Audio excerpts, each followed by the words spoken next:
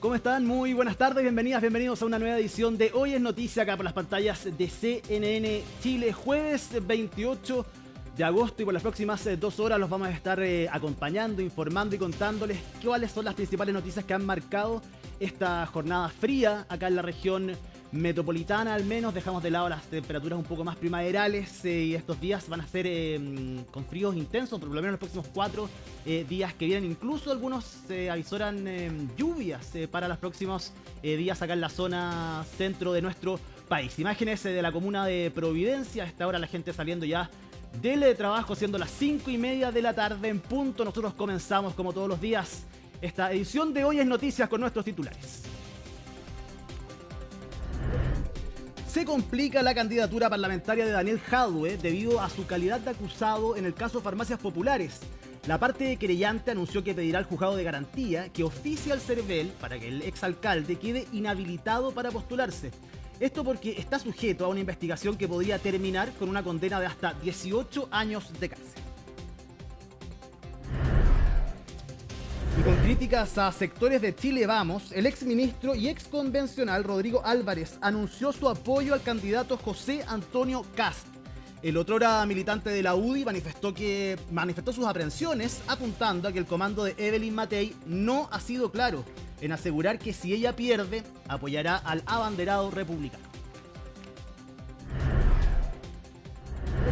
Las cantantes Sabrina Carpenter y Chappell Roan, dos de las artistas más virales de las plataformas digitales, estarán en Lollapalooza 2026, el que además regresará al Parque O'Higgins. La productora a cargo del evento liberó esta jornada el line-up, donde se cuentan nombres como el rapero Tyler, The Creator y las bandas Interpol y Deftones. Rusia lanzó su segundo mayor ataque aéreo contra Ucrania. Al menos 21 personas perdieron la vida durante el bombardeo que se produjo durante la madrugada, mientras los edificios pertenecientes a la Unión Europea y al British Council resultaron con daños, lo que obligó a las autoridades europeas a convocar a los respectivos diplomáticos rusos a sus capitales. Y en el deporte, Martina Bail vuelve a hacer historia. La atleta chilena volvió a bajar los 50 segundos en los 400 metros planos y rompió una vez más el récord nacional. La velocista se acerca nuevamente al mejor registro sudamericano que le pertenece a su madre, Jimena Restrepo.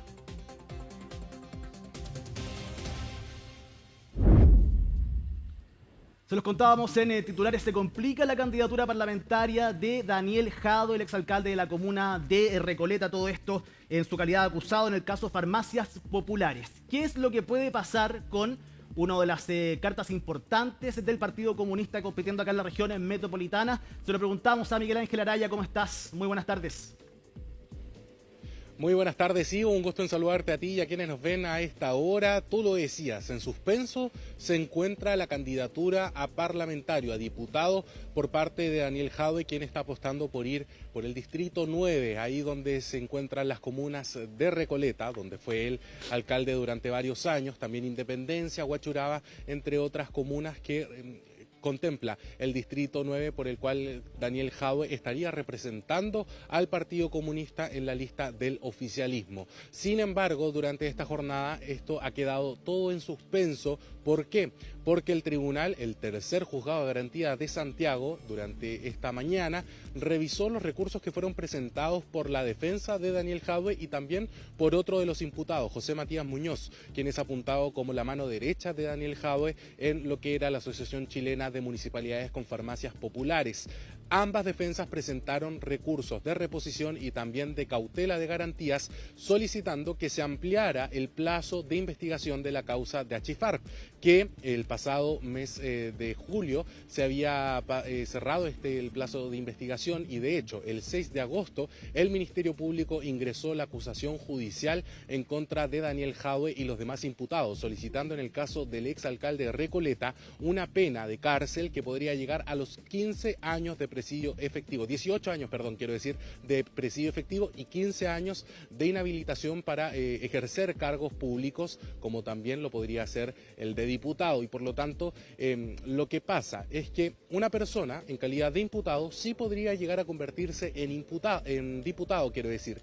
Sin embargo, el convertirse en acusado, es decir, ir un paso más allá, cuando ya se está a puertas de lo que será un juicio oral, la persona pierde sus derechos políticos cuando está enfrentando una posible pena aflictiva.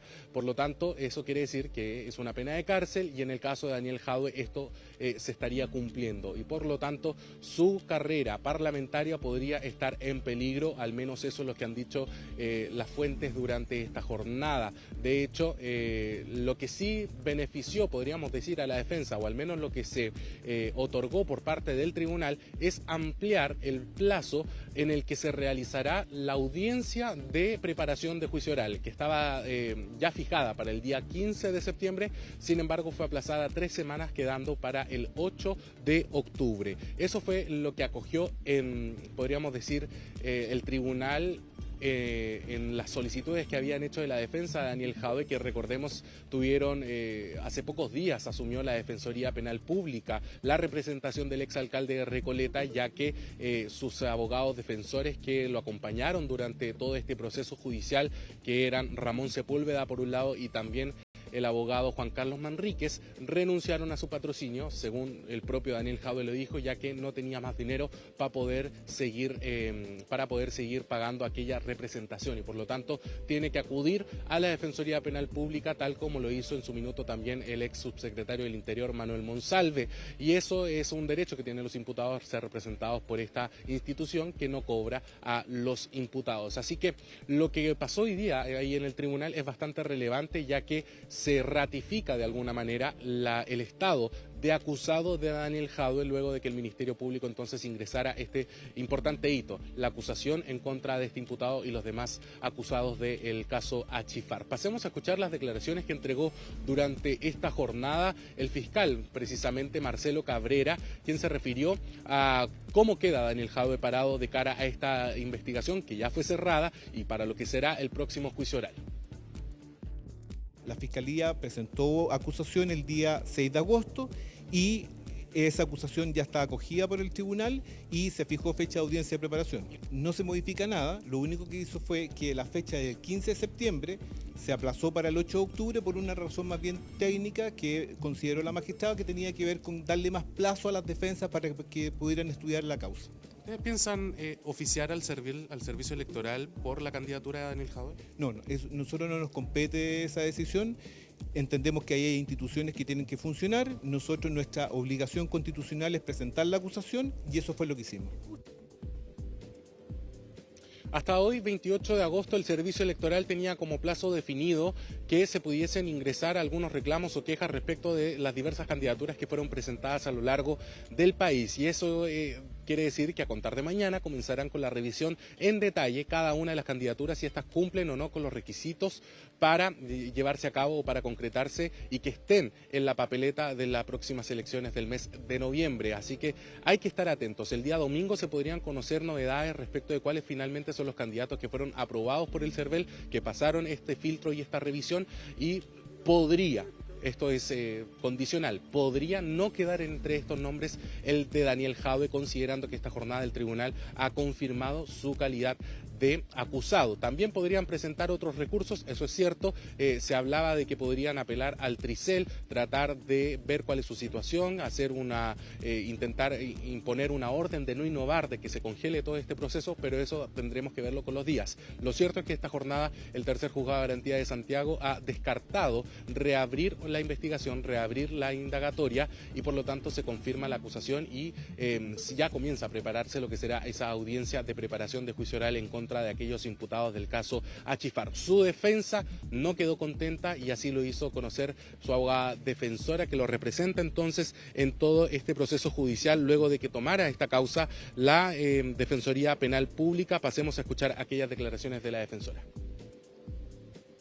No estamos conformes con la resolución del tribunal, toda vez que considerábamos que los argumentos esgrimidos por la defensa eran bastante contundentes para convencer al tribunal que necesitamos plazo suficiente para poder conocer los antecedentes de la carpeta investigativa que consta de 100 tomos, en los cuales el Ministerio Público tuvo aproximadamente 4 años para investigar. Por lo tanto, esta resolución en que se acoge parcialmente la solicitud de la defensa, en que se nos conceden 3 semanas adicionales para poder preparar la defensa, no nos parece suficiente.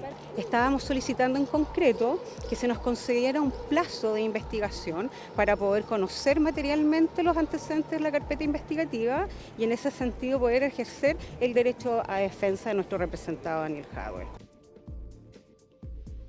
Ahí escuchábamos entonces a la abogada defensora de Daniel Jadwe, Jessica Arteaga, quien ha entonces tomado la causa, la representación del exalcalde de Recoleta. Ella dice que acá se están vulnerando algunas garantías constitucionales de su representado por no poder optar a un debido proceso, a una debida defensa, con el poco tiempo que ellos han tenido como Defensoría Penal Pública para revisar la carpeta de investigación de este caso.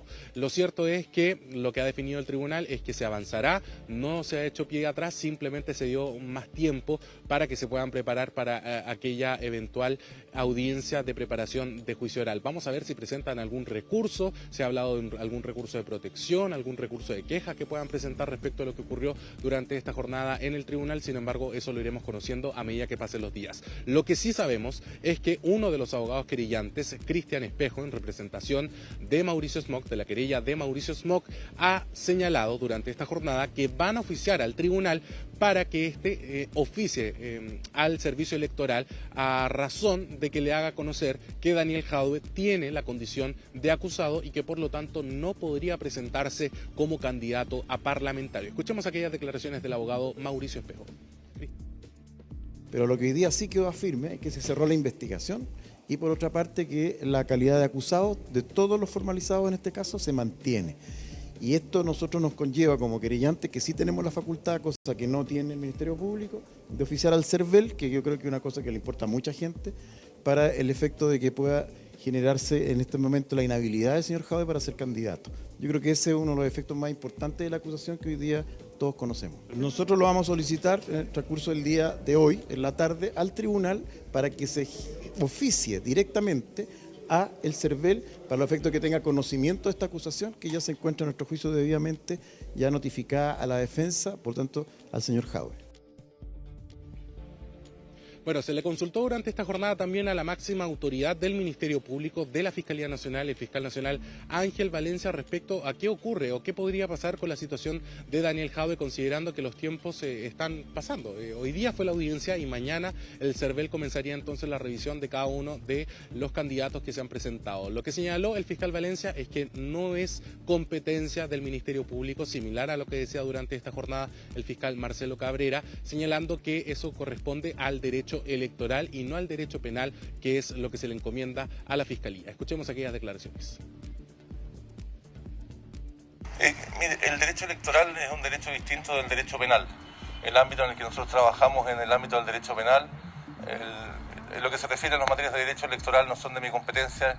De luego que me excuse, no puedo contestar esa pregunta porque se excede a mis atribuciones. Bueno, y en resumen, hay que quedar atento a los próximos días a lo que pueda pasar, tanto por la defensa de Daniel Jadwe como también por este oficio que anunciaban desde la parte querellante y cuáles van a ser los resultados. Lo cierto es que el domingo hay que estar atento a aquella lista que va a presentar el CERVEL con los candidatos que ya fueron revisados, que ya fueron filtrados, y veremos si Daniel Jadwe se encuentra entre aquellos beneficiados con mantener su candidatura para las próximas elecciones presidenciales y parlamentarias. Evidentemente va a ser una noticia a nivel político el hecho de que posiblemente esté o no esté, cuál sea el resultado, lo que entregue el CERVEL. Miguel Ángel, va a ser noticia de todas maneras y por supuesto enfrentar a Daniel Jadwe en el caso que quede definitivamente en esa lista. Todo este proceso ya la recta final de las campañas electorales va a ser, bueno, también difícil de explicar y probablemente salpique también la candidatura oficialista de Janet Jara, así que son varias las aristas. Que estés muy bien, buenas tardes. Buenas tardes.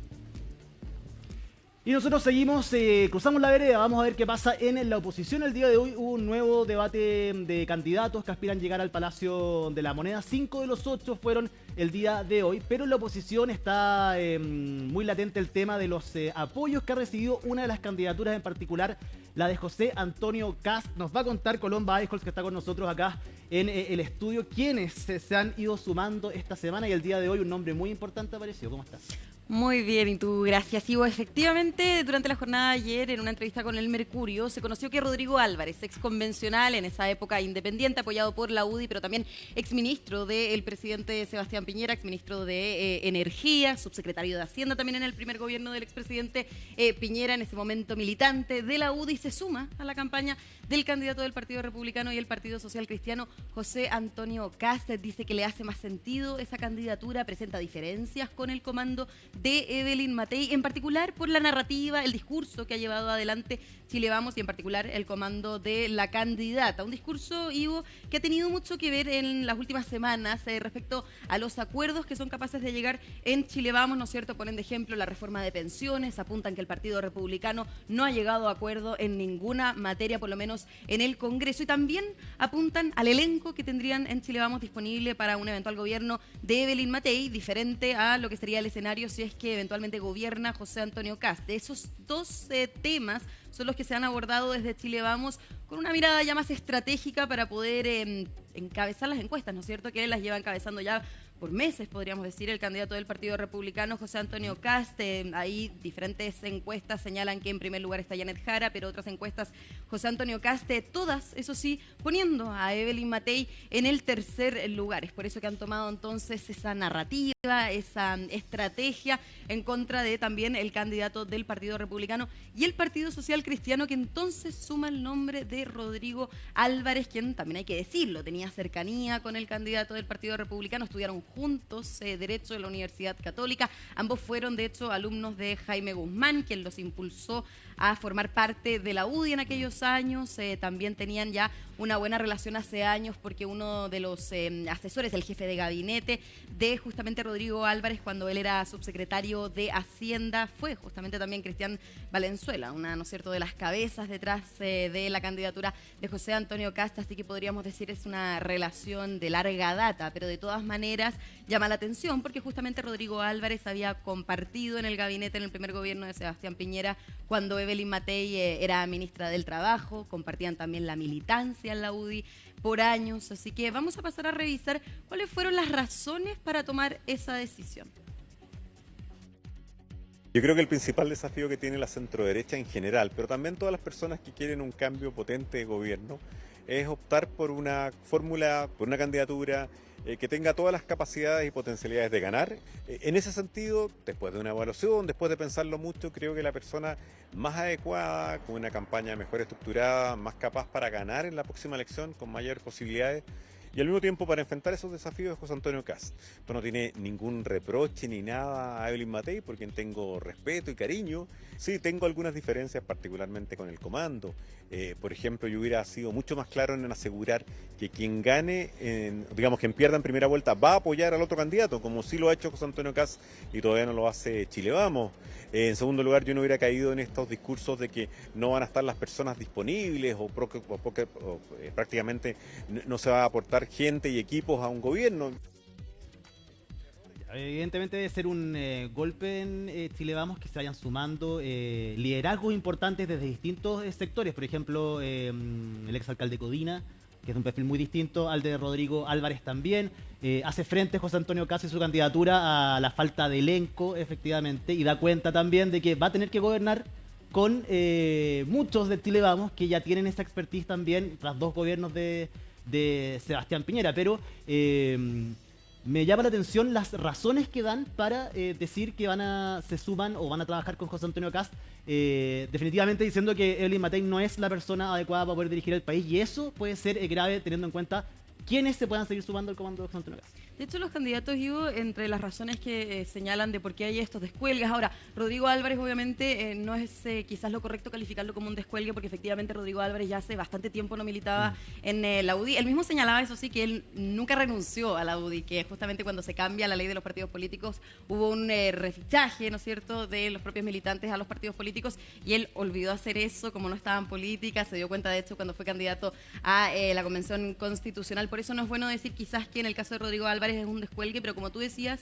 Ivo, es importante porque esto lo convierte en el primer exministro del gobierno de Sebastián Piñera en incorporarse o por lo menos apoyar en la campaña de José Antonio Kast, porque también nos comentaba que él no va a formar parte del comando, pero de todas maneras está disponible, si es que el candidato lo llama, a aportar también en el programa, que ya, si bien, ¿no es cierto?, se ha publicado, está disponible en la página web de José Antonio Kast. Lo cierto es que el candidato ha dicho muchas veces es siempre perfectible, es por eso que también hacen un llamado a las personas que quieran integrar, ¿no es cierto?, su campaña, a poder también colaborar con el programa. Pero justamente, Ivo, el análisis que tú hacías de por qué estas figuras, ¿no es cierto?, la mayoría de Chile Vamos están optando por la candidatura de José Antonio Kast, mucho tiene que ver, decían analistas también, en que José Antonio Kast está encabezando las encuestas, ¿cierto? Y en todo año electoral también hay un fenómeno que podríamos decir, algunos votantes que todavía no deciden, ¿no es cierto?, entre qué candidatos está el primer lugar, ¿no es cierto?, el triunfo de la elección, optan por el candidato que va primero en las encuestas por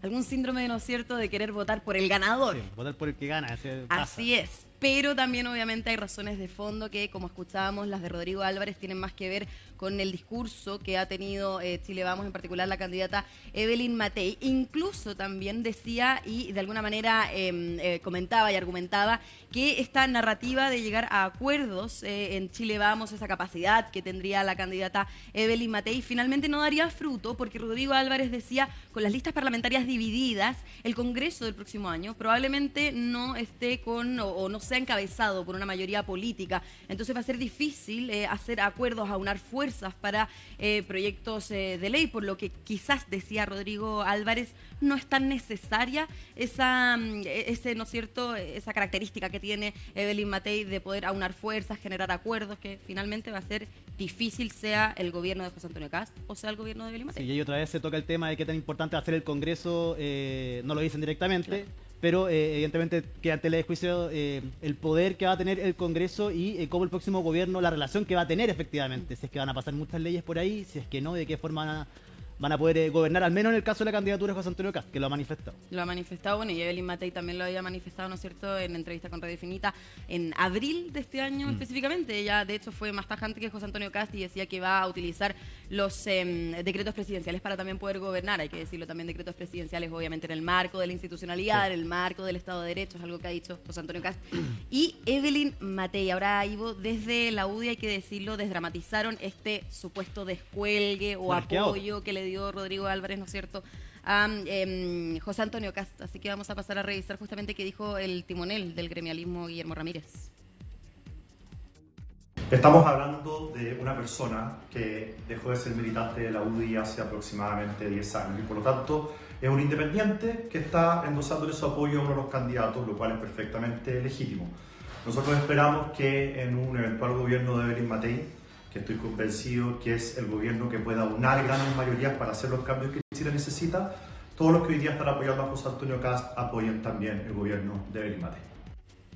Bueno, ahora no es novedad que Rodrigo Álvarez apoya a José Antonio Kast. Él lo había hecho en 2021, pero llama la atención obviamente en esta elección, porque en 2021 hablábamos de que el contendor de José Antonio Kast, por lo menos en la primera vuelta, era el actual alcalde de Ñuñoa, Sebastián Sichel, que directamente no provenía de las filas, ¿no es cierto?, de la militancia de Chile Vamos. Venía, ¿no es cierto?, de la democracia cristiana, luego independiente y con el apoyo de Chile Vamos para su candidatura. Pero en este caso particular llamamos la atención justamente porque compartió, como ya decía, militancia con Evelyn Matei por años, compartieron también en el gabinete del primer gobierno de Sebastián Piñera, y también hay que decirlo, Rodrigo Álvarez es o era un histórico militante de la UDI, una figura también bastante importante, fue presidente de la Cámara de Diputados, de hecho el primer presidente de la Cámara de Diputados de la oposición, de la actual oposición de la derecha finalmente, desde el retorno a la democracia, así que también ha utilizado cargos importantes y muy cercanos a Chile Vamos y en particular a la UDI, el partido de la candidata presidencial.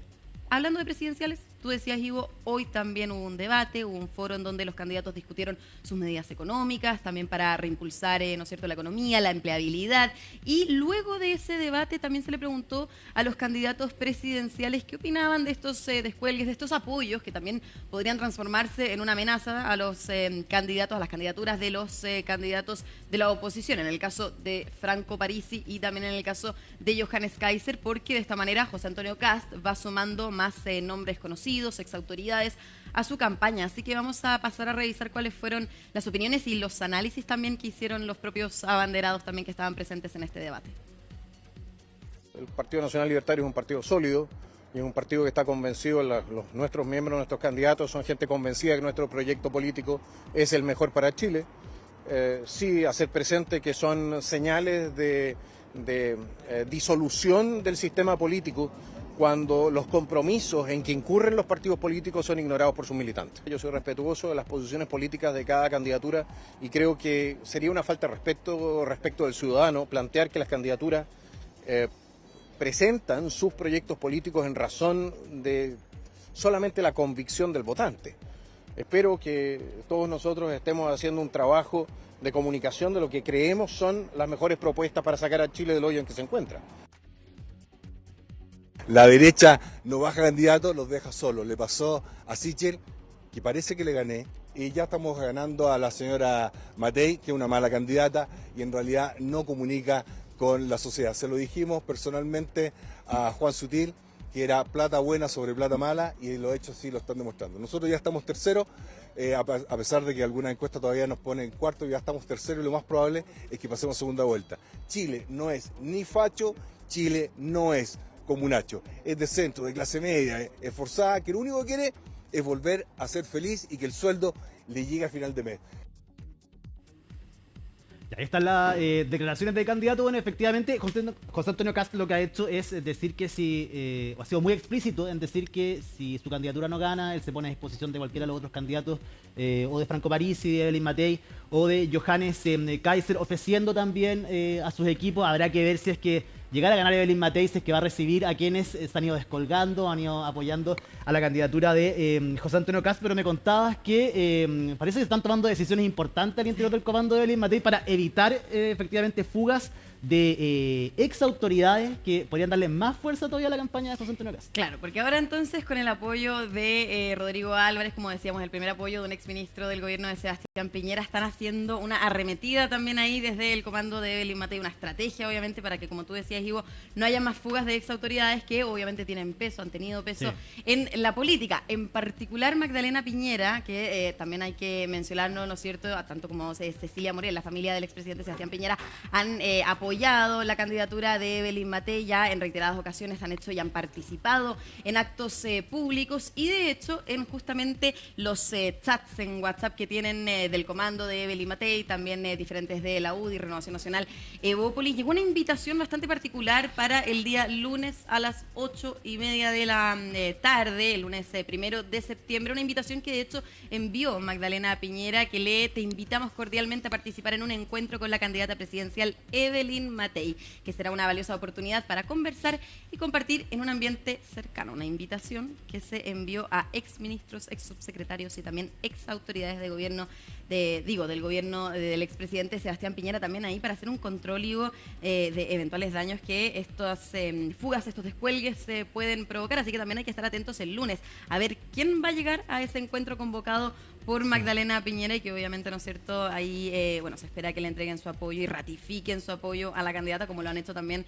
ya en varias ocasiones los partidos de Chile Vamos. Al menos terminaría de despejar Evelyn Matei quién está con ella, quiénes no están con ella, qué dudas existen, quiénes no. Va a ser importante saber quiénes van entrando ahí y los nombres importantes que queden fuera, que pueden ser varios, ¿sabes? Porque se ha visto también desde la campaña, de las otras campañas de la oposición, que podría ser una estrategia muy bien armada por parte del comando de José Antonio Kast de ir presentando día a día, o pasan un par de días, presenta una cara nueva, otra cara nueva, y son caras importantes finalmente que le dan forma a lo que es su comando y las ideas que quiere proyectar. O sea, solamente esta semana, de hecho, Bernardo Fontaine, ex convencional también, economista, ¿no es cierto? Luego, tres esta semana, ¿no es cierto? Germán Codina, y ahora Rodrigo Álvarez. Hubo también declaraciones del candidato independiente, Marco Enrique Sominami, quien era el único, podríamos decir, no de derecha o no de la oposición, porque también ahí Franco Parisi hace una precisión contraria y opositora tanto a la derecha, ¿no es cierto?, tradicional como también a la izquierda. Así que vamos a pasar a revisar justamente también las declaraciones del abanderado independiente, Marco Enrique Sominami.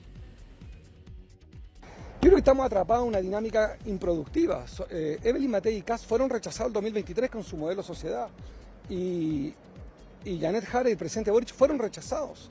Hay un Chile más grande que no estuvo representado en este debate. Aquí estuvo el 50% del país representado. Y la otra mayoría silenciosa existe. No, yo creo que Evelyn Matei representa la derecha más dura. Y está hoy día, ustedes escucharon, en un concurso de halagos mutuos. Le faltó abrir una botella de vino entre los cuatro. Estaban felices. Y ayer estaban en Icare los cuatro, pero ya... nunca lo he visto más cómodo en los sofás, no los interpela a nadie. Bueno, también hace una crítica a Marco Enrique Sominami por la ausencia de Janet Jara, por lo menos a lo que fue este debate. También Janet Jara, hay que decirlo, no asistió al foro convocado por Icare más temprano esta semana, así que también hay una crítica y también una invitación para que él no sea el único, de alguna manera, de... oficialismo, ahí, sí. ¿No es cierto? Porque ahí estaban todos los candidatos de la derecha tradicional, o por lo menos Franco Parisi, y también opositor al actual gobierno. Así que nos vamos a quedar atentos, Ivo, por lo menos a lo que va a ser esa convocatoria que hizo Magdalena Piñera el día lunes, y obviamente también a cuál van a ser quizás eventuales descuelgues también que pueden provenir de Chile. Vamos hacia la candidatura de José Antonio Kast. Sí, yo creo que vamos a ver varias caras más cruzando ahí el Rubicón, podríamos decir, desde la campaña de Evelyn Matei a la de José Antonio Kast. Colomba Eichholz, muchísimas gracias por este completo reporte. Nada, Ivo, nos vemos. Y nosotros nos vamos a una pausa acá en Hoy es Noticia, lo hacemos revisando imágenes de la región metropolitana. Baja la niebla de nuevo, hoy día en la mañana había mucha niebla, neblina en la mañana del día de hoy. Baja la temperatura, 10,8 grados, ahí se ve el edificio del Costanera Center tapado con esta temperatura acá en la región metropolitana. Vamos y volvemos. Estamos de vuelta acá en Hoy es Noticia y nos vamos a trasladar hasta la comuna de Melipilla, donde se realizó un masivo allanamiento con el fin de desbaratar microredes que se dedican al tráfico de drogas. Ahí está Felipe Hernández, que nos va a contar los detalles de este allanamiento. Felipe, ¿qué sucedió? ¿Hay detenidos? ¿De cuánta cantidad estamos hablando? ¿Cómo estás? Buenas tardes.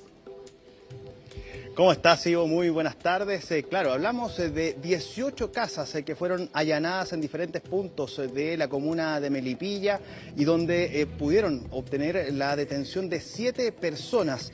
Vamos a ir detallando un poco el proceder por parte de Carabineros que desplegó un número superior a 250 funcionarios entre las unidades del OS7 de Carabineros y también personal del GOPE. Todo esto para justamente cumplir con este procedimiento de cumplimiento justamente de las órdenes de entrada y registro a estos 18 domicilios. Se buscaba justamente desbaratar una red de microtráfico de drogas que operaba principalmente en esta comuna, en la comuna de Melipilla, y finalmente entonces es que en uno de estos domicilios, Ivo, que es justamente las imágenes que ustedes están viendo, este despliegue importante que realizó Carabineros en esta zona de la comuna, bueno, llegaron hasta un domicilio, una casa en particular que ya en otra ocasión ya había sido justamente parte de un operativo por parte de Carabineros, había sido un blanco investigativo, donde también hubo detenidos, ya les voy a comentar respecto de ese antecedente, pero en esta ocasión llegan hasta esta casa y tienen complicaciones para ingresar. ¿Por qué? Porque cumplía o tenía una característica muy importante, tenía tal nivel de blindaje que tuvieron que hacer uso de material explosivo para hacer detonación de esta puerta, de este ingreso, y de esa manera poder ingresar. Pero lo hicieron por diferentes sectores. Tras haber hecho esta explosión, bueno, ingresan no solamente por esa zona, sino que además por el tercer piso. Sí, y aquí les voy a explicar, porque esta casa, al momento de ingresar, Carabineros se encuentra que tenía una especie de subterráneo. En este lugar había aparentemente una especie de cocinería, de hoguera, y es en ese instante cuando los funcionarios de Carabineros ingresan hasta este domicilio, es que se percatan que habían sujetos al interior de la casa que estaban quemando droga. Todo esto para tratar de deshacerse de lo que vendían estos sujetos. ¿Qué qué era lo que se pudo encontrar y que se pudo incautar, porque a pesar de que lo habían tratado de quemar, bueno, recuperaron droga quemada.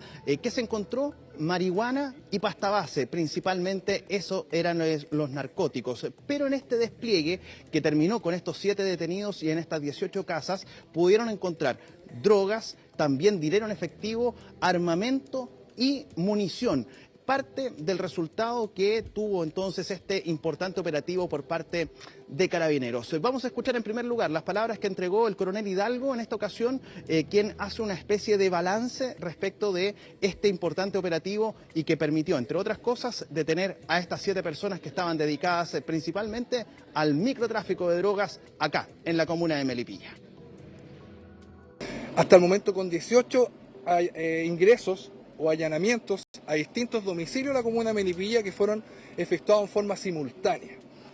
Es importante hacer presente que esto nació de los vecinos de la comuna de Melipilla hacia la autoridad comunal y hacia nuestro alto mando. Vamos a continuar realizando estas diligencias en todo el territorio de la comuna y en todo el territorio. Carabineros está y llega a todas partes. No hay rincón donde Carabineros no vaya a actuar en este tipo de flagelos. Yo les había dejado, quizás hay una especie de spoiler dentro de toda esta información, porque yo les había dicho que esta casa en particular, en el lugar donde nosotros estuvimos, ya había sido parte de un allanamiento. Bueno, hay que señalar que esta casa habitaba y manejaba el negocio del microtráfico en esta zona, una mujer, la cual está cumpliendo condena, está presa en este momento. Bueno, quien heredó el negocio era su hija. Bueno, a ella se le detuvo en la jornada del día de hoy al interior de esta casa y está justamente a la espera de lo que vaya a proceder por parte y a la decisión que vaya a tomar el Ministerio Público. Todo esto en el marco de la investigación que se está llevando a cabo. Es una investigación de largo aliento, de varios meses y que comienza con denuncias por parte de vecinos, quienes alertaron al personal policial, estos carabineros en este caso, hace llegar esta información al Ministerio Público, a la Fiscalía de Melipilla, y ahí se inicia todo un proceso investigativo, el que, entre otras cosas, tiene esta acción en la jornada del día de hoy. Por eso es que se habla que al menos esta mujer que fue detenida dentro de este número de 7 detenidos en total, habría heredado el negocio de su madre. Parte de los detalles que se han ido conociendo respecto de esta investigación. Detalles que no han sido entregados en su totalidad justamente porque van a ser proporcionados durante el proceso de la correspondiente audiencia de formalización de cargos. Vamos a escuchar ahora las palabras de la capitán María Belén Galás. Ella es la jefa del OS7 de Carabineros a cargo de este operativo por parte de esta unidad de Carabineros. Recordemos que el despliegue se hizo no solamente con personal del OS7, sino que también con apoyo de personal del GOPE y también parte de control de orden público. Revisemos justamente lo que señalaba la capitán Galás. Se logró verificar que en 18 domicilios de esta comuna se estaban dedicando al microtráfico de drogas. Hasta el minuto van 7 detenidos con incautación de marihuana, pasta base, clorhidrato de cocaína, ketamina, munición también, que dejan al descubierto el ilícito a los cuales se estaban dedicando los habitantes de estos inmuebles. Inmuebles que muchos de ellos no son intervenidos por primera vez, sino que han sido intervenidos más de una vez. Son sectores que tienen tomado, muchos de ellos son familiares, algunos de ellos ya están detenidos o están cumpliendo condena por el mismo delito y las hijas, yernos, primos, nietos siguen con el mismo ilícito. Despliegue importante entonces y que va a tener un nuevo capítulo. Esto cuando se realice la correspondiente audiencia de formalización de cargos y lo que al menos se tiene como establecido es que aparentemente esto correspondería no principalmente a un clan familiar, pero sí habrían parentescos entre algunos de los encargados del negocio o de este microtráfico de drogas acá en la comuna de Melipilla. El resto serían cercanos o bien personas que estarían más bien ligadas a este negocio, pero que estaban cumpliendo justamente este labor de abarcar el máximo sector o los máximos sectores en diferentes puntos de la comuna de Melipilla y dedicados precisamente a vender en este sector de la capital. Revisemos lo que señalaba la fiscal Claudia Herrera, fiscal de Melipilla, y que entrega estos antecedentes respecto de esta importante incautación y detención de sujetos ligados al microtráfico de marihuana, de pasta base y de otros psicotrópicos. Bueno, esta es una investigación realizada por OS7 de larga data, desde el año 2025, en compañía con la Fiscalía Local de Melipilla. Mira, son 18 domicilios autorizados por el tribunal y hay de todo un poco. Hay vendedores solitarios y hay otros que, claro, pertenecen a familias que se han dedicado desde hace bastante tiempo acá a la venta de droga en la comuna de Melipilla. Las personas, los vecinos de la comuna de Melipilla son quienes han dado esta noticia a la policía para efecto de hacer esta investigación que, como ya le dije anteriormente, ha sido de larga data. Ahí está entonces, Ivo, un resultado importante entonces al golpe justamente al mercado del narcotráfico, del microtráfico particularmente, y que tanto daño hace sobre todo a las poblaciones. Un golpe importante y que se da desde los mismos vecinos, quienes denuncian a los funcionarios policiales respecto de la presencia de estos sujetos vendiendo drogas y que ya estaban cansados justamente de esta situación. Por eso mismo es que también se ha hecho un llamado importante, no solamente por parte del Ministerio Público, también por parte de Carabineros, a que este tipo de denuncias son anónimas y que esto da pie justamente a investigaciones como esta y que puede tener este resultado, como por ejemplo lo de hoy con estos 7 detenidos, además de incautación de droga, dinero en efectivo y también armamento y munición, dejando afuera entonces todo esto de las calles y también a estos sujetos que estaban ligados a este mal llamado mercado de la droga. Un importante ahí allanamiento entonces en la comuna de Melipilla. Felipe Hernández, muchísimas gracias. Cualquier cosa, quedamos atentos, tú nos llamas, que estés bien. Así sea, nos vemos, chau chau. Y nosotros vamos a seguir conversando de política, lo conversábamos hace un rato con Colomba Eichholz, 3 exintegrantes cercanos a Chile Vamos, Bernardo Fontaine, Rodrigo Álvarez y también Germán Codina, se han sumado esta semana al trabajo de la candidatura de José Antonio Kast en desmedro de la candidatura de Chile Vamos de Evelyn Matei. Estamos precisamente acá en el estudio junto al exalcalde de la comuna de Puente Alto, Germán Codina, que ahora es, ¿cómo lo presento? ¿Como integrante del comando? ¿Tiene algún cargo específico? No, yo estoy colaborando sobre todo con los temas de vivienda y los temas sociales, que son los que siempre han inspirado mi corazón en el servicio público. Pero al interior del comando. Sí, claro que sí, apoyando en todo. Germán, lo hemos visto muy activo en distintas entrevistas, en radio, en televisión, en diarios también durante los últimos días. Ha causado harto revuelo el hecho de que usted se sume a la campaña de José Antonio Kast. ¿Por qué cree que sucedió eso? Mira, yo creo que tal vez la gente le cuesta visibilizar que José Antonio Kast haya tenido la apertura de involucrar en su campaña personas que vienen de bordes que incluso rebalsan lo que tradicionalmente la gente cree que él representa. Y a mí justamente eso también, y le digo a las personas, me hace valorar aún más ese liderazgo que él ha construido de manera nítida, planteando un plan de gobierno que él menciona es de emergencia y obviamente tiene 3 pilares que creo que son fundamentales y los comparto. Primero, combatir en serio la delincuencia. En segundo lugar, generar más crecimiento económico para generar el empleo necesario para que no sigamos creciendo en el desempleo. Y el tercero, que es uno que de manera particular a mí me interesa, el desarrollo de políticas sociales y también de vivienda, justo cuando tenemos el déficit habitacional más grande de la historia. Y también ahí tiene las cosas claras, así que me parecía obviamente que era necesario sumar las fuerzas porque es necesario que el sector también esté unido. Yo no me vas a escuchar aquí y si me vas a preguntar cosas no voy a agredir a nadie, menos de mi sector, porque soy un convencido que justamente lo que la gente está esperando es que de la política construyamos con acuerdos, pero sobre todo también con unidad el futuro que viene. Así que yo creo que por ahí debemos transitar en las próximas semanas. Sí, bueno, criticar no es agredir, efectivamente. Me imagino que hay diferencia entre los programas de Evelyn Matei y José Antonio Kast, en los cuales hizo que usted se decantara quizás por participar de esa candidatura. Ha dicho hasta el cansancio que no lo llamó nadie desde el comando de Evelyn Matei. ¿Cuáles son las diferencias que tienen estos programas y por qué para usted es importante y confía en que con ese programa pueda tener un buen gobierno? Mira, primero, lo que sucede es que me tocó ver en Puente Alto y también en otras comunas que como presidente de la Asociación Chilena de Municipalidades pude visitar, que son comunas obviamente con muchas necesidades, cómo el flagelo de la delincuencia lo viven esas familias más vulnerables de una manera más destructiva que aquellas familias que eventualmente tienen más recursos para poder proveerse guardias de seguridad, más rejas, cámaras, formas de transmitir en directo para generar alertas y auxilio.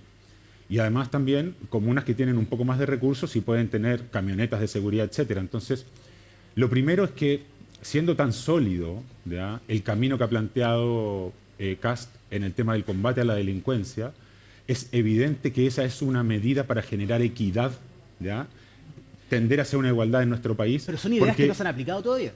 No, perfecto, pero junto con la mano dura que él para algunos representa, yo que llego a lo social, justamente vengo a abrir también todo ese espectro de prevención, ¿ya?, que de alguna manera uno fue aprendiendo también siendo alcalde 12 años, antes 4 años concejal y antes 8 años en la Dirección de Desarrollo Comunitario de la comuna más poblada del país, que además tiene una característica. Tú sabes que Puente Alto, además de ser una comuna de gente buena y trabajadora, es una comuna que concentra todos los sectores socioeconómicos.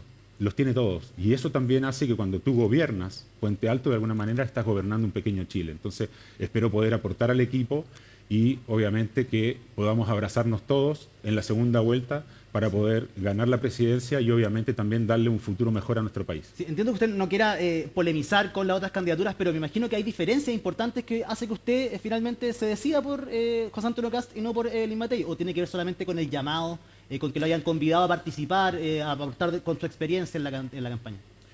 Mira, yo llevo casi ya un año fuera de la municipalidad y ha sido un proceso, incluso yo te diría, de aprendizaje personal, ¿ya?, donde obviamente he retomado ciertas raíces, también he vuelto al deporte, porque mucha gente me dice, no, ya que está flaco, he vuelto al deporte, y desde este espacio, ¿no es cierto?, de poder observar de lejos la política, he ido viendo una serie de inconvenientes que tiene, ¿ya?, la situación de nuestro país, y que me mantuve distante, incluso me invitaron a ser candidato a diputaciones o a senaturías. ¿En Chile Vamos? Chile Vamos y también otros partidos. Y con encuestas en mano en las que ganaba, pero la verdad es que considero que siempre mi sello ha sido muy de territorio, muy de estar con la gente, de terreno, de estar cerca del sufrimiento, del dolor y tratar de acompañarlo, de ayudarlos desde las políticas sociales. Y eso es muy distinto a estar en el Congreso, que tienen una labor fundamental en la democracia, ya, obviamente la de redactar las leyes y hacerlo bien, ojalá, espero yo, pero obviamente son labores muy distintas. A mí me convoca, como te digo, este enfoque y si lo puedo ir aportando en la campaña de José Antonio Kast, como me han abierto las puertas, que creo que va a poder ser así, voy en esto explayarme completamente en las ideas y obviamente también ponerle toda mi energía para que tengamos un buen presidente en los próximos años. ¿Le hubiese gustado que esas mismas puertas se le hubiesen abierto en Chile Vamos, desde la candidatura de Evelyn Matei? ¿Hubiese aceptado si lo hubiesen llamado desde ahí, por ejemplo? Mira, es que no me pongo en escenarios que no se han producido, ¿ya? Y la verdad es que soy una persona que los que me conocen saben que a veces incluso me puede costar tomar algunas decisiones porque pondero muchos elementos, pero cuando la tomo es una decisión definitiva. Y en este momento, desde que yo me sumo a trabajar codo a codo con José Antonio Kast, lo que voy a tratar de hacer es construir el mejor programa de gobierno para poder generar equidad en nuestro país, tener buenas políticas sociales y sobre todo también enfrentar el déficit habitacional que hoy día destruye miles de familias, no solamente afectivamente, quienes están en los campamentos, quienes son allegados, sino que también hay muchas familias que arriendan hace mucho tiempo porque no logran llegar a los créditos necesarios o porque el Estado tampoco ha generado las herramientas de apoyo a esa clase media necesaria para que pueda tener una vivienda propia. Y ahí hay algo que también me identifica mucho con lo que ha planteado José Antonio. José Antonio ha dicho, el tema de vivienda va a ser una prioridad presidencial. y además de una prioridad presidencial, él pone sobre la mesa un elemento que es el de la propiedad, que las personas sean propietarias de su vivienda. Y recordemos que al principio de este gobierno, del que está hoy día, una de las cosas que se hablaba en el Ministerio de Vivienda y como política social era generar espacios donde se le arrendara, ¿no es cierto?, o se entregara en comodato viviendas a las personas necesitadas de tener techo. Y yo siempre fui crítico con eso. Yo siempre planteé que el mayor patrimonio que tiene el 98% de las familias de nuestro país es su propia vivienda, y eso me parece muy bien que José Antonio Kast lo quiera garantizar. Sí, vamos a hablar acerca de precisamente el tema de la vivienda en Chile, que ha estado esta semana también con algunas declaraciones, lo que ha pasado con la reconstrucción en Valparaíso y eso. Sí. Pero solo para cerrar esto, este tema más político, el hecho de que parece raro que un hombre con su experiencia, usted mismo la expuso acá, no solamente siendo alcalde, siendo concejal, también no lo hayan llamado de la candidatura del lugar de donde provenía, pese a que había renunciado en el mes de noviembre. Es extraño que no lo hayan llamado, ¿no? Mira, ¿a usted no fue extraño que no le hayan solicitado sus ideas, su liderazgo? Solo quiero decirte de que tengo muchos amigos en Chile Vamos, fueron casi 18 años de militancia en Renovación Nacional, salí ya hace un año, cuando también terminé la alcaldía, porque creía que era necesario retomar un espacio de independencia, que mis opiniones sean desde mis convicciones completamente y no estar con ciertos márgenes y bordes por una militancia en un partido. Yo obviamente felicito a quienes están en Chile Vamos, pero también creo que lo importante es tener la convicción de construir un país más justo, y eso pasa por tener más seguridad y crecimiento económico. Entonces, de verdad que creo que estoy muy acertado en la decisión que he tomado, ¿ya? Y obviamente espero que el tiempo nos dé la razón, pero también estamos a disposición de construir una unidad importante en la derecha que lamentablemente he visto las últimas semanas que no se entiende que haya personas atacándose entre sí en nuestro sector, porque eso le va a quitar credibilidad a la unidad que vamos a tener que tener después de la primera vuelta. Porque si el día de mañana alguna de las personas le brinda el apoyo, ¿no es cierto?, al ganador, ¿ya?, ¿qué va a pasar con la credibilidad de ese apoyo si es que ha habido puras críticas en el camino? Entonces, yo creo que hay que terminar con la autodestrucción, esa forma de fagocitarse que tiene habitualmente la derecha, y que construyamos unidad y que caminemos juntos, porque eso es lo que nos va a dar la fuerza para que Chile vuelva a recuperarse. Sí, para eso, para que exista esa unidad, debería ser claro también la postura de cada candidato de apoyar al que va a ganar, y como usted dice, dentro del mismo sector, no todos han sido claros con los apoyos a quien gane finalmente, o quien pasa a segunda vuelta del sector.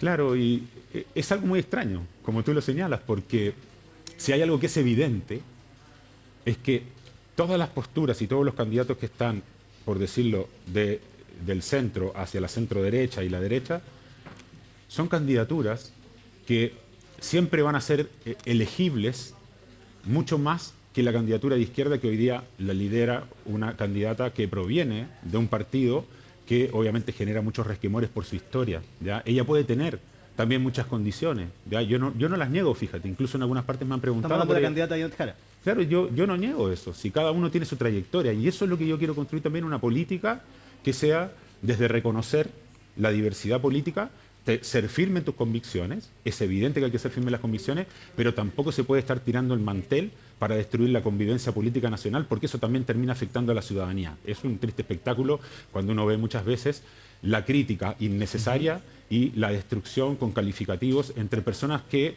tarde o temprano van a tener que estar a su lado para poder liderar, ¿no es cierto?, el próximo gobierno. ¿Y cómo entiende usted que no se dé el apoyo directamente, que los candidatos no digan el que gane a cada uno de nosotros cuatro, como dice usted, los que pertenecen a la oposición, vamos todos con él, ponemos nuestro equipo a disposición, veamos cómo sacamos esto adelante, quedando nada, menos de 100 días para la elección? Mira, yo creo que algunos de ellos se equivocan, porque creo que justamente la ciudadanía, que no es tonta, ¿ya?, no la pasen por tonta, porque hay muchas personas que creen que pueden jugar, ¿no es cierto?, con las imágenes comunicacionales. La gente, cuando ve a alguien que, pudiendo ser mal perdedor, ¿ya?, no quiere decir que va a apoyar a quien es parte de su coalición, en definitiva, lo que hace es desvalorizar incluso su propia postura, porque a la gente no le gustan los malos o las malas perdedoras, ¿ya? La gente quiere que haya reglas del juego y que se respeten, y esas reglas del juego están claras. ¿quién del sector de la derecha va a estar disponible a votar antes por una comunista que por alguien del mismo sector? No es así, no va a ser así, ¿me entiendes? Entonces, por eso yo creo que esas son más bien estrategias equivocadas, ¿ya? Pero que bueno, hay personas que a veces no entienden muy bien la lógica de cómo se dan estos procesos. Yo solo vengo a contribuir, vengo a aportar y agradezco que se me haya abierto la puerta en un espacio que sé que es más allá de los bordes que tenía habitualmente José Antonio Kast, pero justamente también te demuestra una vocación de gobierno, porque él entiende que sacar adelante un gobierno significa trabajar con personas incluso que no necesariamente comparten todas tus ideas, que tienen incluso algunas diferencias, pero estás dispuesto a dejar de lado esas diferencias para poder estar juntos, porque lo más importante es Chile. Entiendo que le gustaría que Evelyn Matei fuera concreta en ese apoyo en el caso de que ella no resultara vencedora en la primera vuelta. No, yo no espero nada de ninguno de los candidatos, solo lo que les digo nomás es que quedar como malos perdedores es muy feo, la ciudadanía no lo premia, ¿me entiendes? Porque, así como lo dijo José Antonio Kast, lo que debería decir el resto es, oye, es evidente que no vamos a votar por una candidata que viene de un ala tan a la izquierda, antes que votar por alguien que es del mismo sector. Y de hecho creo que la ciudadanía lo entiende y lo sabe. Germán, ¿qué significa ser un gobierno de emergencia? Porque pareciera ser que te dice hay tres pilares que son fundamentales. Todos están hablando efectivamente de seguridad, del crecimiento económico, de políticas públicas también. Pero al tener ese nombre, quizás esa etiqueta, podrían quedar muchas otras discusiones y políticas públicas fuera, privilegiando efectivamente este titular de ser un gobierno de emergencia que dura 4 años. Mira, cuando tú ves los distintos programas en las distintas áreas que ha establecido José Antonio Kast con su comando, te das cuenta que en realidad hay una perspectiva muy amplia, o sea, desde adultos mayores, el tema de la infancia, el tema de la vivienda, no la lo cierra seguridad. que sea emergencia. ¿Perdón? No cierra el gobierno, no queda es que coartado por... No, es que el tema de emergencia tiene también un mensaje muy importante para la ciudadanía. Yo creo que eso lo entiende la ciudadanía, porque una de las cosas que la gente está cansada de vivir es la lentitud de autoridades para implementar decisiones que a todas luces son evidentemente necesarias, pero se demoran más de la cuenta. ¿Y eso qué genera? Frustración en la población. Entonces lo que te está diciendo José Antonio Kast es, desde el minuto que me ponga la banda presidencial voy a empezar a tomar decisiones, voy a tener mucha celeridad para abordar principalmente los tres temas que él ha señalado, ¿ya? Seguridad, crecimiento económico y también políticas sociales y vivienda, pero también tiene un abanico de decisiones muy importantes, como te digo, en adulto mayor, infancia, medio ambiente y educación y tantos otros ámbitos que evidentemente necesitan políticas de gobierno claras. Pero lo que te está diciendo él es, entiendo que la ciudadanía hoy me dice que estos temas son los más importantes, que necesita seguridad, porque además de todo con eso construyes equidad, construyes igualdad. No puede ser que tengas a la población que tiene la mayor cantidad de recursos para poder autoproveerse medidas de seguridad, además, obviamente, con los municipios que tienen más recursos para darle medidas adicionales de seguridad, y el Estado no se haga cargo de darle seguridad también al resto de la población con el mismo ahínco que se le da en otras zonas. Yo creo que todos tienen derecho a que el Estado los proteja igual. ¿A usted le costó entregar el apoyo a José Antonio Kast el año 2021? Al parecer ahora ha sido un poco más expedito esto, se ha conversado de otra forma. ¿Qué tiene de distinto José Antonio Kast del año 2021 con el José Antonio Kast del año 2025? Mira, lo mencionaba hoy día en alguna de las entrevistas. Aprovecho de hacer paréntesis. Me acuerdo que el mismo presidente de Renovación Nacional fue uno de los primeros en ponerse a la fila para apoyar a José Antonio Kast el año 2021. ¿Ya? Entonces es evidente que los cuadros que hay en el sector van a estar, la mayoría de ellos, disponibles para poder colaborar y no tener un gobierno presidido por una candidata comunista. Y obviamente yo he visto una maduración, he visto que todos los procesos políticos que hemos vivido, así como por ejemplo a la izquierda la golpeó, ¿ya?, el primer proceso constituyente, evidentemente también se sacan enseñanzas del segundo proceso y de todo lo vivido durante todos estos años. Entonces, esa maduración creo que es algo muy valioso, ¿ya? Nadie nace sabiendo, pero sí lo bueno es que cuando las personas están dispuestas a reconocer errores y abrir espacios para trabajar de una manera más diversa y poder obviamente implementar también otros enfoques en las distintas políticas de gobierno que va a implementar, a mí eso me parece muy valioso. Y José Antonio Kast reconoce como un fracaso ese segundo proceso constituyente donde también ellos tenían mayoría donde me imagino no espera que no se repita o no pase eso y a la gente le quede esa percepción de que quizás bajo un gobierno de José Antonio Kast pase algo similar a lo que pasó en ese segundo proceso constituyente? Mira, yo creo que los procesos constituyentes... Es que yo tengo una opinión muy distinta a la que tiene el general de las personas, ¿ya? Porque la general de las personas te dicen no sirvió para nada. Yo creo que sirvió para mucho. Primero, se abrió un proceso de consulta a quienes tienen la verdadera soberanía, ¿no es cierto?, que son las personas. Y las personas opinaron claramente en dos procesos totalmente distintos, ¿ya?, que en realidad creían que la Constitución actual es mejor que las propuestas que se le hicieron. ¿Y eso qué hace? Obviamente, generar la credibilidad, la certeza de que los instrumentos legales que tiene Chile hoy día son instrumentos valorados por las personas, ¿ya?, y que evidentemente además se abrió la puerta a la posibilidad de un cambio y democráticamente, ¿ya?, las personas dijeron no queremos esos cambios que nos plantean. Pero sí creo que obviamente hay que mejorar muchos aspectos, ¿ya?, que tienen que ver con avances que ha tenido nuestro país y que obviamente implican mejorar, eliminar burocracias, distribuir mejor los recursos, ¿ya? Cuando te hablaba del tema de la seguridad, es evidente que a la persona que hoy día está más aterrada con las situaciones de inseguridad es la persona que está en un barrio copado por el narco, ¿cómo se llama?, delincuente, ¿sí?, ¿ya?, que establece terror, miedo a través de las amenazas y en algunos casos incluso tratando de comprar lealtades, ¿ya?, con las personas porque sabe que tienen tanto miedo que quedan muy susceptibles a ser influidas.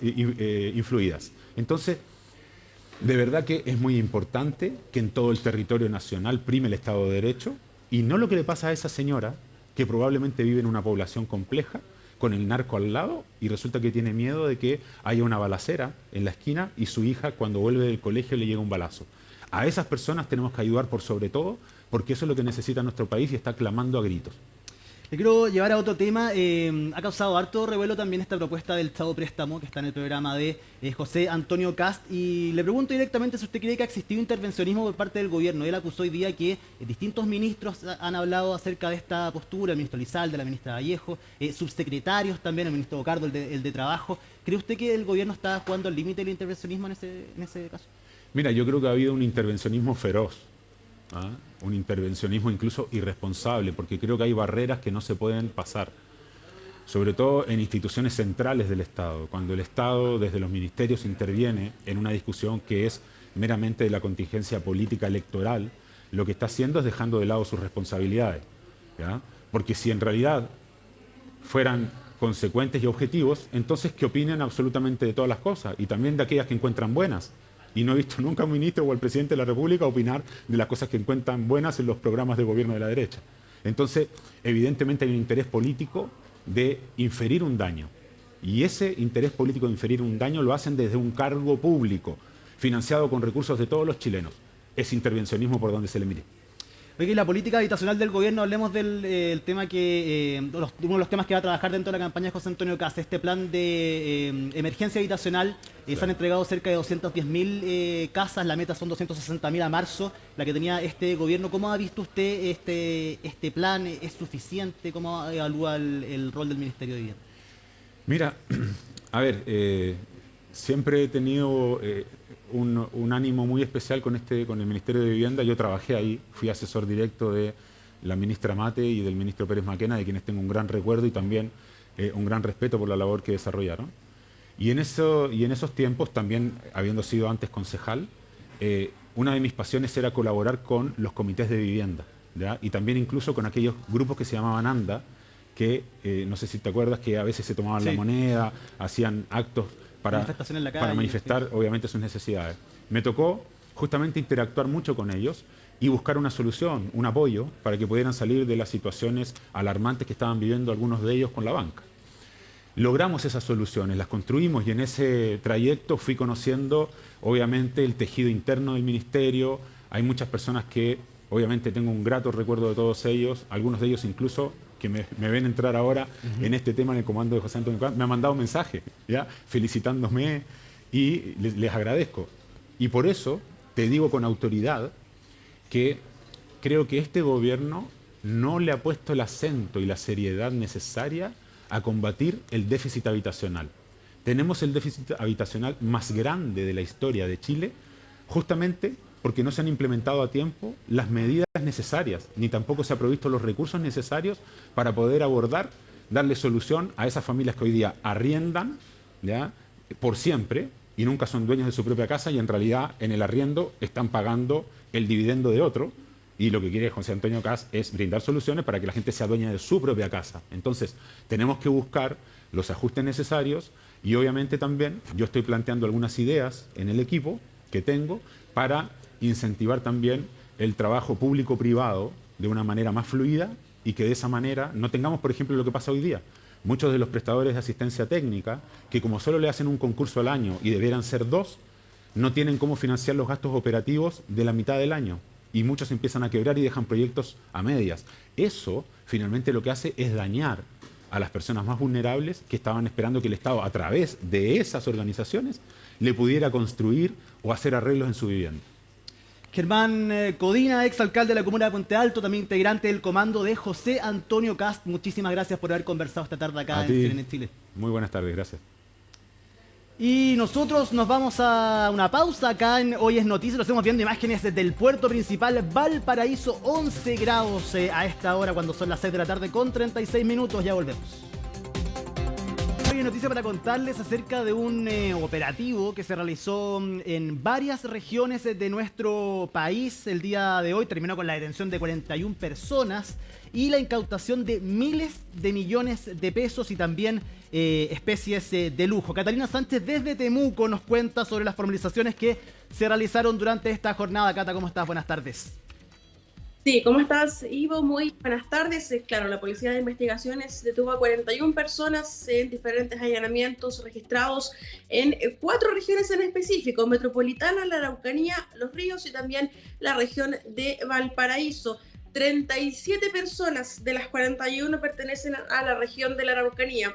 Este operativo se denomina Imperio, fue liderado por diferentes brigadas de la Policía de Investigaciones, en específico, particularmente por la VIPE, en conjunto con la Fiscalía de la Araucanía. Durante esta jornada se enfrentó la primera formalización, quedaron, entre comillas, libres 19 personas.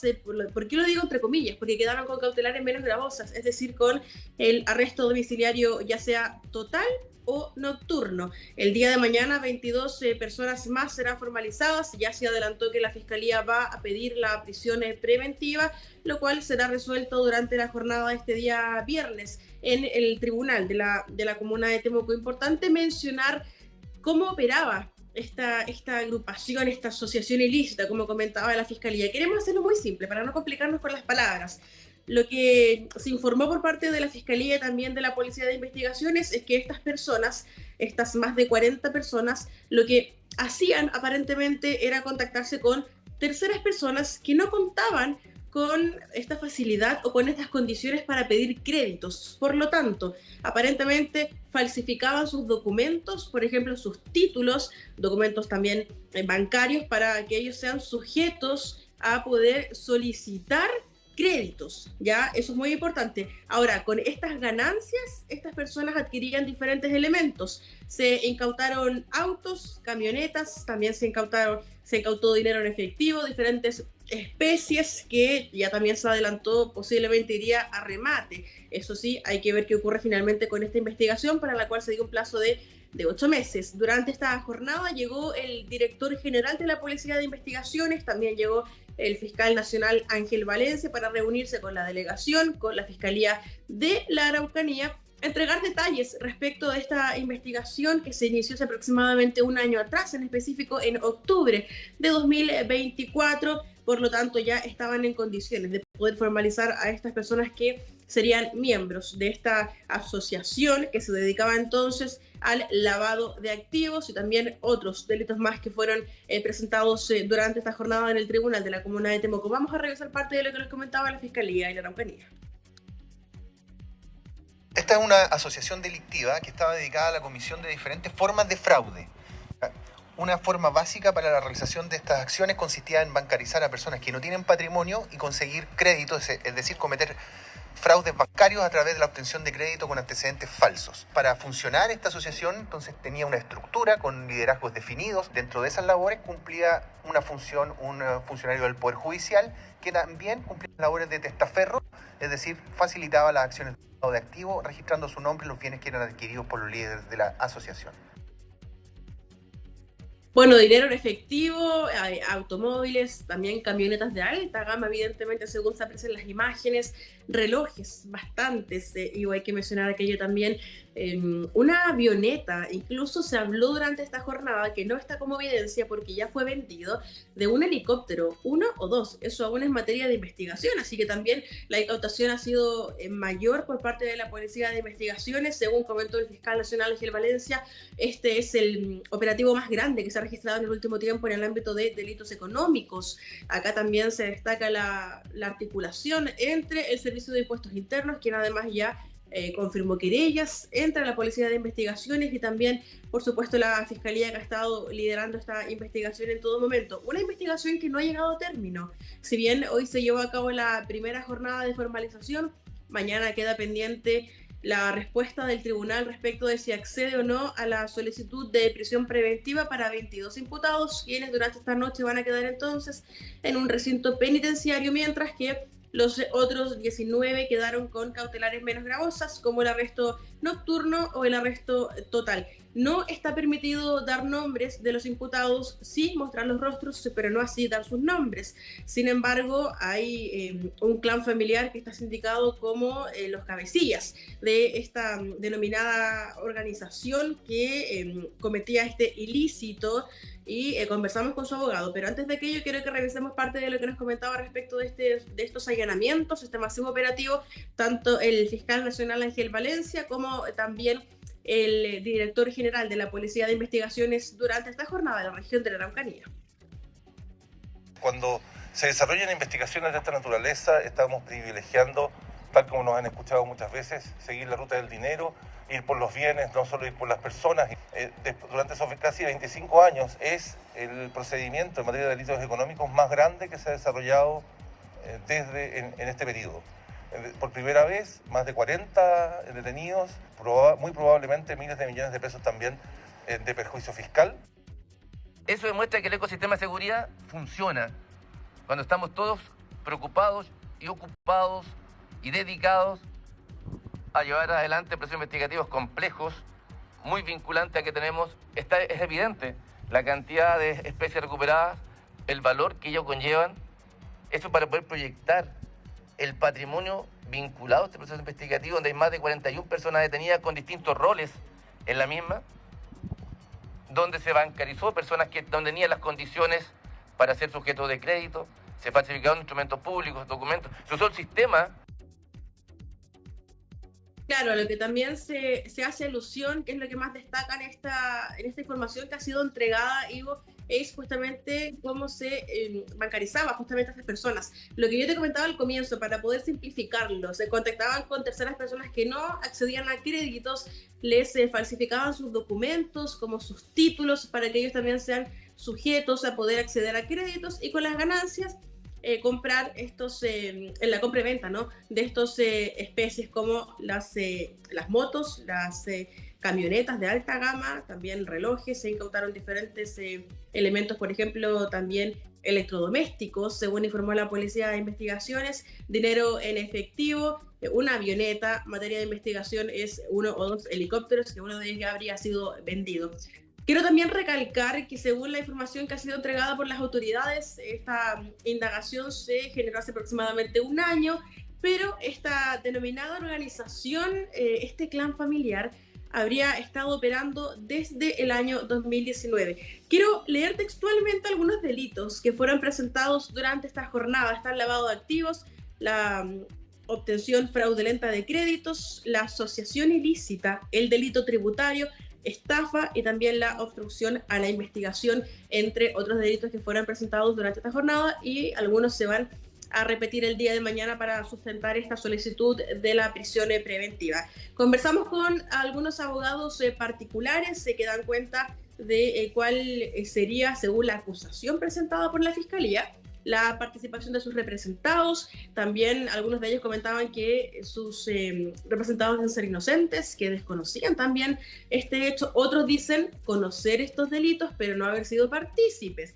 También conversamos con el abogado que está defendiendo a quien es indicado como el cabecilla, que es un clan familiar, dando cuenta de que, según comentó él mismo, estaba al tanto de algunas conductas que podrían ser negligentes, pero dice que su participación sería mucho menor de la que se está acusando en esta primera jornada, ya mañana la segunda jornada de acusación por parte de la Fiscalía para pedir la prisión preventiva. Vamos a escuchar algunas reacciones.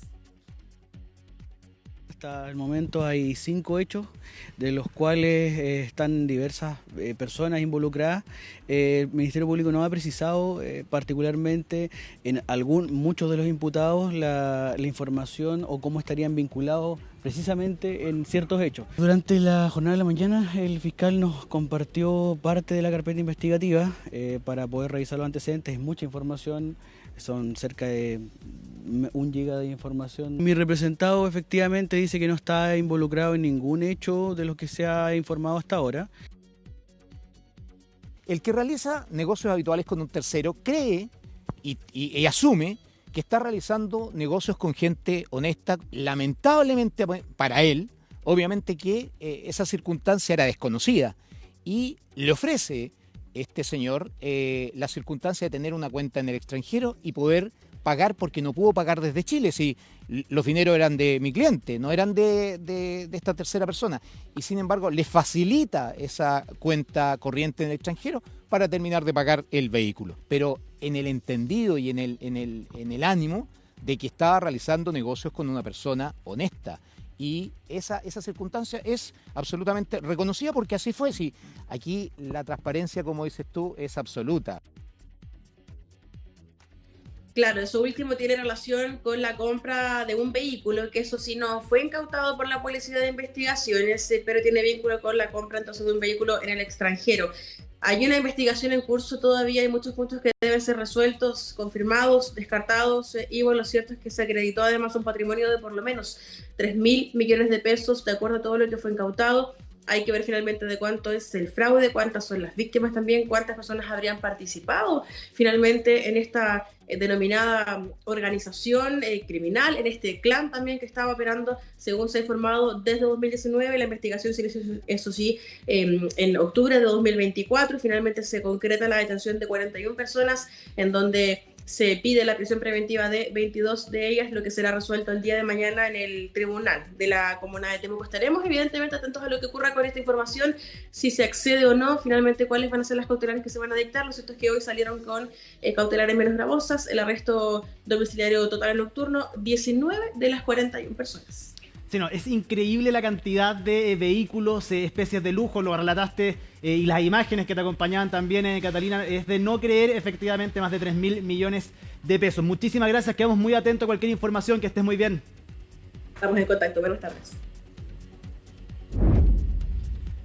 Y llegó el momento de que hagamos nuestra conexión global diaria acá en Hoy es Noticia, y estamos junto a Isel Guerra, que nos va a contar qué ha marcado la jornada en el mundo. Isel, ¿cómo estás? ¿Cómo estás, Ivo? Muy buenas tardes. También a quienes nos acompañan a esta hora aquí en Conexión Global en Hoy es Noticia. Vamos a comenzar esta revisión internacional con la mirada puesta en Ucrania, por cierto, a raíz del ataque más reciente que lanzaba en horas de la última noche Rusia contra la capital, contra Kiev, y que lamentablemente deja 21 personas fallecidas, en el que ya se considera el segundo mayor ataque aéreo de Rusia en estos más de 3 años de conflicto. 598 drones, 31 misiles en una alerta antiaérea que se extendió por 9 horas. Recién a las 7 de la mañana, hora local, se levantaron las alertas en esta zona de Ucrania, en lo que Zelensky calificaba como un asesinato horrible y deliberado de civiles. Dentro, lamentablemente, de las víctimas fatales, hay que mencionar la muerte de 3 menores de edad de entre 2 a 17 años. Se suma además a las decenas de personas que resultaron lesionadas. Pero además, otro de los puntos que llama la atención detrás de este ataque aéreo, el segundo mayor que ha lanzado Rusia, hay que destacar también en lo que ha recibido, ¿no?, algunos edificios europeos, particularmente sedes de la Unión Europea, así como también del British Council, que durante este ataque sufrieron algunos daños. Eso llevaba a que las autoridades europeas durante esta jornada condenaran precisamente el actuar de Rusia en medio de este conflicto. Sin ir más lejos, tanto desde la Unión Europea como desde Reino Unido convocaron a los respectivos embajadores que tiene Rusia en ambas capitales, tanto en Londres como en Bruselas, y a eso se sumaba también la condena por parte de Ursula von der Leyen, la presidenta de la Comisión Europea, condenando el actuar de Rusia en medio de este conflicto. Vamos a revisar precisamente parte de esas declaraciones que pronunciaba von der Leyen durante esta jornada. Estoy indignada por el ataque a Kiev, que también afectó a nuestras oficinas de la Unión Europea. Este fue el ataque con drones y misiles más mortífero contra la capital desde julio. Y como pueden ver detrás de mí en la pantalla, también fue un ataque contra nuestra delegación.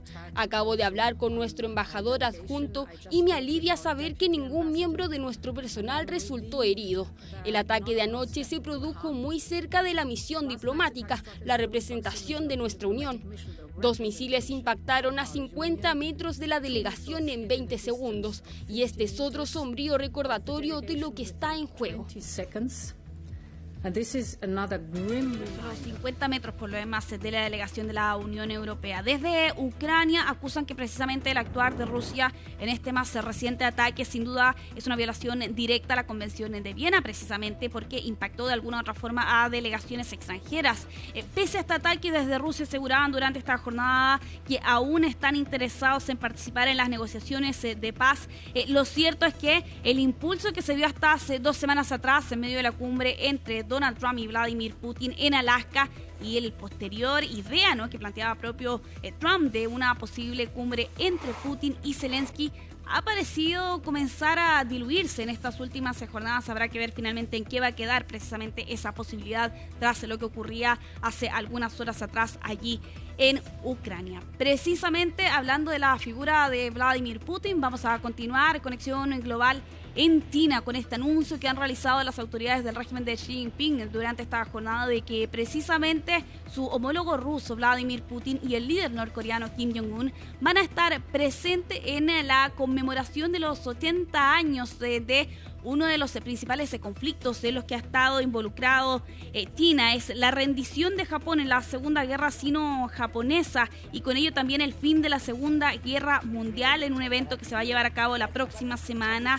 Es un desfile militar en la plaza de Tiananmen, donde China no solo ha convocado una veintena de líderes internacionales, sino que también, por cierto, le va a servir al régimen para exhibir su renovada fuerza militar, no solo con las tropas, sino que también con aeronaves, tanques y sistemas antidrones. Yo les mencionaba entonces una veintena de líderes, entre ellos, por cierto, Putin y Kim Jong-un. En lo que se entiende es un mensaje que busca entregar China, por cierto, a Occidente en medio de lo que ha sido una histórica lucha, ¿no?, precisamente entre Occidente y también Asia, particularmente China.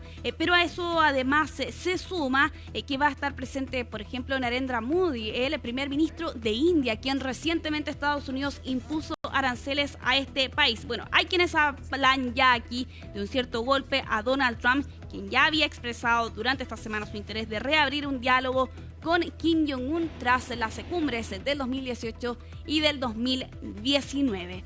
Nos vamos hasta Estados Unidos. El día de ayer lamentablemente les informábamos respecto de este tiroteo en Minneapolis que dejaba 2 personas fallecidas, en rigor 2 menores de edad que murieron producto de este ataque con arma el día de ayer, y a eso se sumaban también otras 17 personas que resultaban lesionadas. Y ahora evidentemente la policía ha puesto más bien su foco en intentar explicar este ataque y las motivaciones que llevaron a Robin Wensman, esta joven de 23 años que incluso había estudiado en esta escuela católica y que se identificaba como una mujer transgénero. Bueno, aquí lo que plantea al menos la investigación a priori es que esta persona no contaba con un historial delictivo, solo tenía una multa de tráfico, pero tampoco consta que ella hubiera tenido algún tratamiento psiquiátrico. Lo Lo que ha podido conocer CNN durante esta jornada es que Wensman volvió a esta iglesia hace algunas semanas atrás con la excusa de volver a conectar con la fe católica,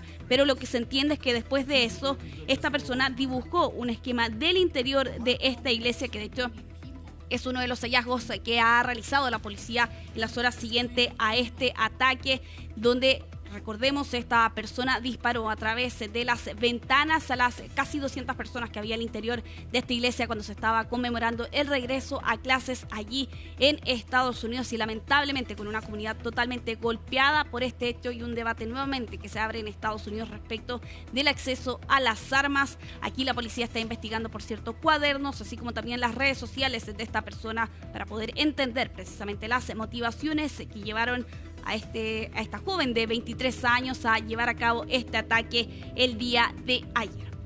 Nos quedamos en Estados Unidos, aquí en Conexión Global, con esta información que llega desde Florida y el Alligator Alcatraz, que es este centro de detención pensado para precisamente migrantes que puedan ser eventualmente deportados o que están esperando allí por un proceso migratorio en Estados Unidos, y bastante cuestionado por lo demás. Fue construido en tiempo récord y ha enfrentado varias críticas, no solo de grupos de derechos humanos, sino que también de los habitantes de esta zona de Florida, porque aseguran que está instalado en un humedal que debería ser protegido en los pantanos de Everglades. Y claro, aquí la jueza federal Kathleen Williams reiteró la decisión que ya había tomado la semana pasada y rechazó la petición del gobierno de Donald Trump de suspender su orden de desmantelar este centro de detención, una solicitud que realizó el Departamento de Seguridad Nacional, que había solicitado frenar esta medida bajo el argumento que de cumplirse este cierre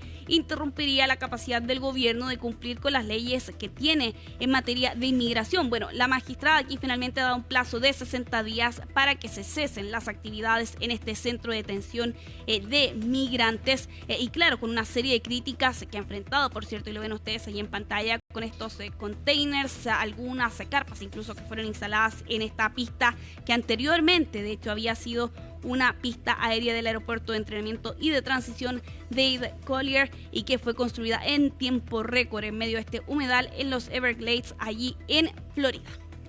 Vamos a avanzar en Conexión Global, vamos a irnos hasta España, porque los reyes precisamente durante esta semana llegaron hasta las zonas más afectadas por los graves incendios forestales que ha estado atravesando este país europeo en estas últimas semanas. Y precisamente Pau Mosquera nos cuenta cómo fue la recepción también de no solo la población en esta zona, sino que también de quienes han estado combatiendo las llamas en estas últimas jornadas.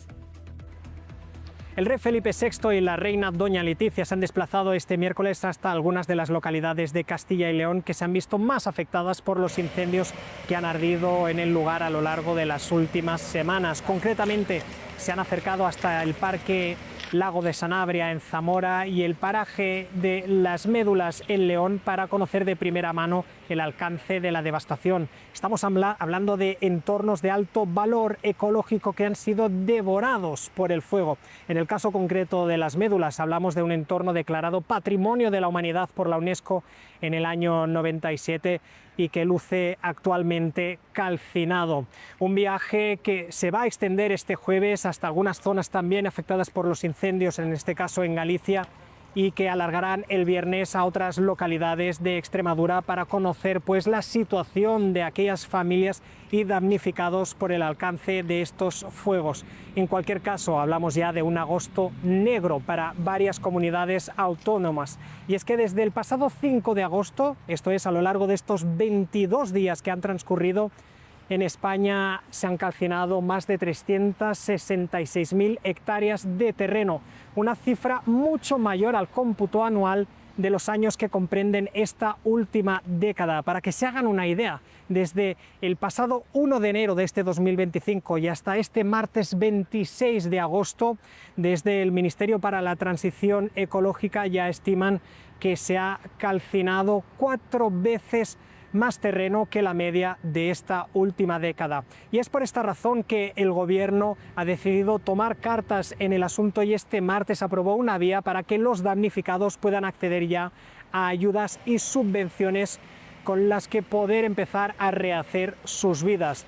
Además, desde Protección Civil y Emergencias informaban este miércoles que siguen todavía activos 14 incendios, 13 de ellos en sistema operativo 2 de Protección Civil, lo que quiere decir que las autoridades de los lugares donde se está quemando el terreno están teniendo que pedir recursos a otras administraciones y comunidades autónomas para así poderles hacer frente. Para CNN, Pau Mosquera, Madrid. Nos quedamos en Europa con la siguiente imagen. Llega desde Polonia y lamentablemente, ¿no?, este accidente aéreo que ocurría en horas de esta tarde en medio de lo que era un ensayo militar para un evento aéreo que se va a estar llevando a cabo en los próximos días ahí en el centro de este país. Y este avión militar que se estrelló precisamente en el aeropuerto de Sakow en la ciudad de Random, a 100 kilómetros aproximadamente de Varsovia, en medio de un entrenamiento para una exhibición militar del Airshow Random 2025 y que estaba actualmente en fase de preparación, y de hecho era una de las principales exhibiciones que estaban consideradas para este evento aéreo que se va a llevar a cabo el próximo 30 y 31 de agosto y donde por lo demás se prevé una asistencia de 150.000 personas. Bueno, es precisamente en medio de una acrobacia que esta aeronave, un avión F-16, se precipita y se incendia al impactar contra la pista.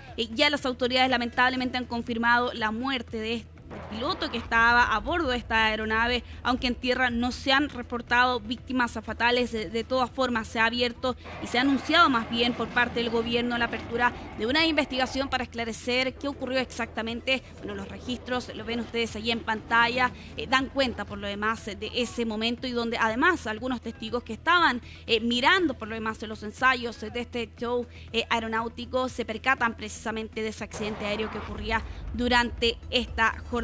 Diversos registros que han dado la vuelta al mundo en esta jornada de día jueves y que dan cuenta por lo demás de la muerte de este piloto tras estrellarse precisamente con este avión militar en medio de un ensayo que se llevaba a cabo durante esta jornada. Ya para ir cerrando Conexión Global, lo vamos a hacer en Japón con una pregunta que se plantearon aquí las autoridades. ¿Qué podría ocurrir, o cómo más bien sería una erupción del monte Fuji, que por lo demás no entra en erupción desde 1707? Y para responder esa pregunta consideraron que lo mejor era hacerlo a través de la inteligencia artificial, y eso ha dado como resultado este registro que ha sido exhibido y ha sido viralizado por lo demás por las autoridades del gobierno metropolitano de Tokio, coincidiendo con el día de la preparación para desastres volcánicos. Y es por eso, Ivo, que han publicado estos videos generados por inteligencia artificial con el siguiente mensaje: una erupción podría ocurrir en cualquier momento sin previo aviso. Y por eso también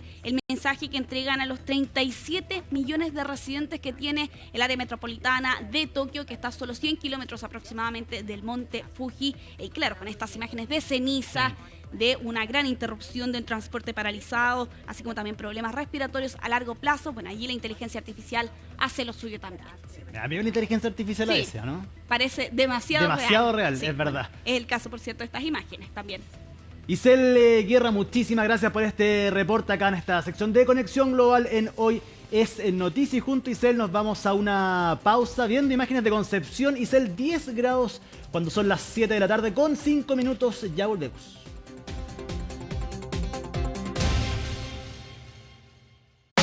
De Hoy es Noticia con imágenes de Santiago. 10,3 grados temperatura actual en la región metropolitana. Sigue en la compañía de CNN Chile. Nos vemos.